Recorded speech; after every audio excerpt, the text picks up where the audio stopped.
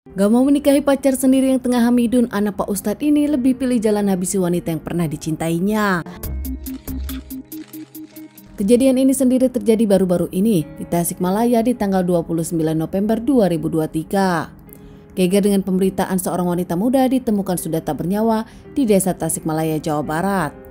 Seorang warga saat itu menemukan jasad tersebut saat mencari botol bekas, namun dirasa ada yang aneh hingga akhirnya dirinya penasaran dan melihat ternyata sosok itu adalah jasad wanita yang sudah tak bernyawa, dan langsung saja warga yang melihat langsung lapor kepada pihak kepolisian.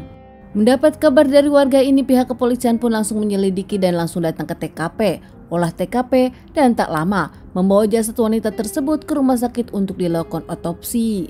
Wanita bergamis ini juga berkerudung. Pihak kepolisian meyakini kalau ini adalah korban pembunuhan dan dibuang begitu saja di tempat itu.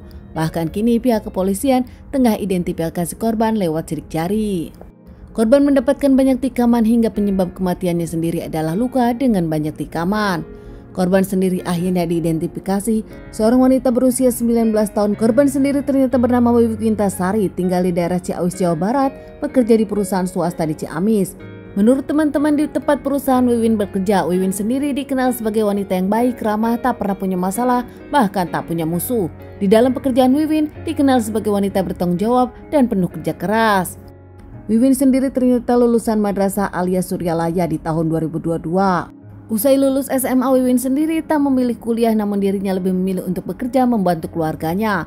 Wiwin yang dikenal pintar hingga akhirnya meskipun dirinya lulus SMA, Wiwin pun mendapat pekerjaan bagus di salah satu perusahaan Ciamis. Dengan penemuan identitas ini, akhirnya pihak dari kepolisian pun mengabari keluarga Wiwin.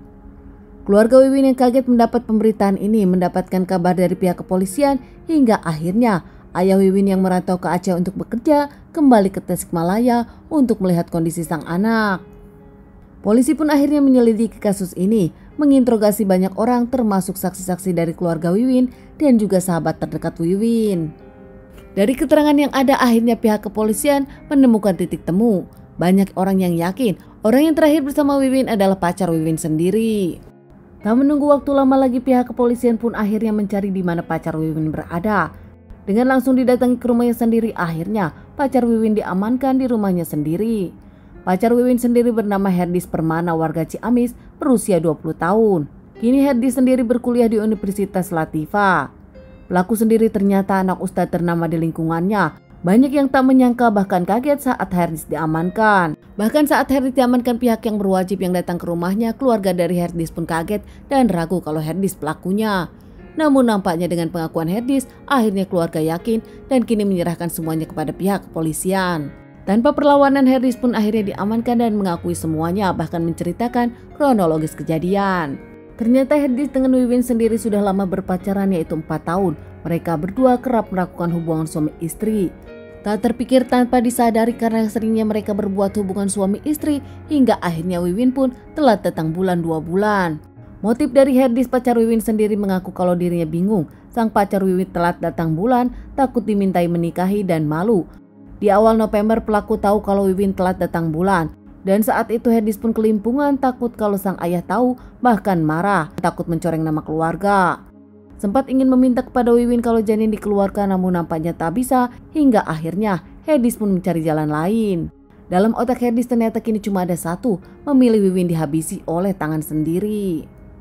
Saat itu pelaku Herdis meminta Wiwin datang ke kampusnya tanpa Wiwin sadari. Herdis sudah membawa senjata tajam yang disimpan di tasnya dari rumah sendiri. Setelah bertemu, keduanya berkeliling dengan motor jalan-jalan ke tempat sepi. Di tempat sepi itu mereka berbicara serius masalah kehamilan hingga berujung cekcok. Herdis pelaku ini tak pikir panjang, langsung memukul menikam Wiwin beberapa kali hingga akhirnya Wiwin tak berdaya dan jatuh hingga tak bernyawa.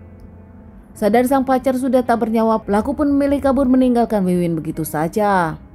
Kini pelaku hanya bisa menyesal dan meminta maaf kepada keluarga dan juga keluarga dari Wiwin. Pelaku sendiri diamankan dan kini siap menjalani persidangan. Karena permasalahan ini pun baru, pelaku belum bisa disidangkan, namun sudah tahu pelaku terancam hukuman 20 tahun penjara. Keluarga dari Wiwin sendiri tak menyangka sang anak bisa pacaran kejauhan seperti itu, bahkan tak menyangka sang anak dihabisi orang yang dicintainya. Begitu juga keluarga dari Herdis yang tak menyangka pergaulan sang anak di luar meskipun agama kuat di dalam. Teman-teman, sekian dulu bahasan kasus yang aku bawakan kali ini. Semoga ini bisa dijadikan pelajaran untuk kita semua dan ditunggu bahasan kasus-kasus selanjutnya.